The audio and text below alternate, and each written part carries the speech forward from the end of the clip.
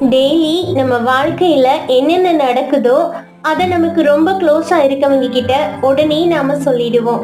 அது சந்தோஷமான விஷயமா இருந்தாலும் சரி, சோகமான விஷயமா இருந்தாலும் சரி, நமக்கு நெருக்கமா இருக்கவங்க கிட்ட சொன்னாதான் நமக்கு நிம்மதியா இருக்கும்.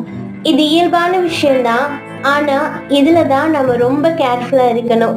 நம்ம வாழ்க்கையில சில விஷயங்களை ரொம்பவே ரகசியமா வச்சுக்கணும். எந்த மாதிரியான விஷயங்களை நாம ஷேர் பண்ணாம ரகசியமா வச்சுக்கணுங்கிறத பத்தி தான் இந்த வீடியோல பார்க்க போறோம். அதுக்கு முன்னாடி நம்ம சேனலை புதுசா பாக்குறவங்க சப்ஸ்கிரைப் பண்ணிட்டு பெல் ஐக்கானை கிளிக் பண்ணிக்கோங்க. இந்த வீடியோ உங்களுக்கு பிடிச்சிருந்தா லைக் பண்ணுங்க. எந்த மாதிரி விஷயங்களை ரகசியமா வச்சுக்கணும்னு நீங்க நினைக்கிறீங்களோ அதை கமெண்ட்ல சொல்லுங்க. வாங்க வீடியோக்குள்ள போலாம்.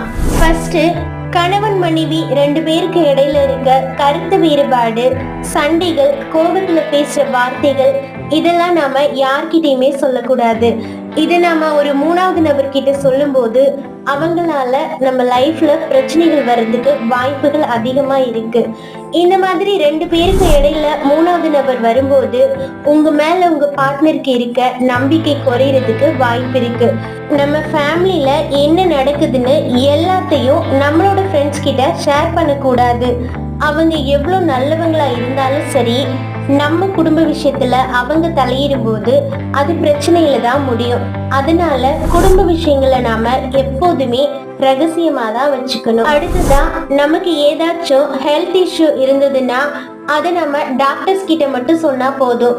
எல்லார்கிட்டையும் நம்மளோட ஹெல்த் கண்டிஷனை ஷேர் பண்றது அவங்களுக்கு நம்ம மேல பரிதாப உணர்வை ஏற்படுத்தும். அவங்க நம்மளை எப்ப பார்த்தாலும் ஒரு பேஷண்ட்டை பார்க்குற மாதிரியே பார்ப்பாங்க. அதனால நமக்கு உடல் ரீதியா என்ன ப்ராப்ளம் இருக்கோ அது நம்ம ஃபேமிலியில இருக்கவங்க, ஃபேமிலி டாக்டர் இவங்களுக்கு மட்டும் தெரியப்படுத்தினா போதும். அடுத்ததா, தொழில் சம்பந்தப்பட்ட விஷயங்கள், நம்மளோட கோல், ஃபியூச்சர் பிளான், இதெல்லாம் ரொம்ப க்ளோஸ் ஃப்ரெண்டா இருந்தா கூட சொல்லக்கூடாது. ரொம்ப ரகசியமா வச்சுக்கணும். அதுக்கப்புறம் நமக்கு நல்ல பேர் கிடைக்கணும், ப்ரமோஷன், சேலரி இன்க்ரிமெண்ட் கிடைக்கணும்னு நம்ம கூட ஒர்க் பண்றவங்க குறைகளை உங்களோட மேலதிகாரி கிட்ட சொல்லக்கூடாது.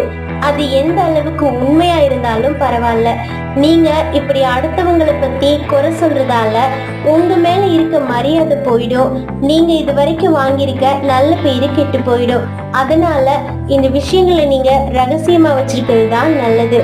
அதுக்கப்புறம் நீங்க லைஃப்ல கஷ்டப்படாம செல்வாக்கா இருந்தாலும் சரி, இல்ல கடன் பிரச்சனைகளால கஷ்டப்பட்டாலும் சரி, உங்களோட வருமானம், முதலீடு போன்ற விவரங்கள் அடுத்தவங்க கிட்ட ஷேர் பண்ணக்கூடாது.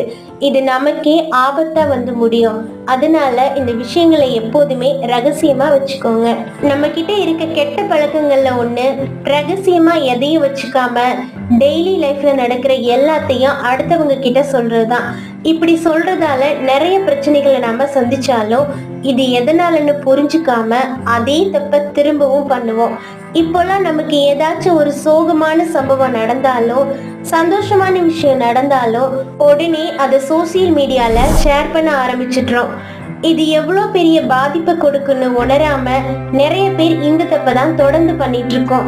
சில விஷயங்கள் நாம ஷேர் பண்ணாம நமக்குள்ள வச்சிருக்கிறது தான் நம்ம லைஃபுக்கு நல்லது. அப்பதான் நம்மளோட பலம், பலவீனம் எல்லாத்தையும் அடுத்தவங்க தெரிஞ்சுக்க மாட்டாங்க. நாம எல்லா விஷயத்தையும் ஷேர் பண்ணும்போது நம்மளோட வீக்னஸ் என்னன்னு தெரிஞ்சுக்கிட்டு நமக்கு பிரச்சனை கொடுக்க நினைப்பாங்க.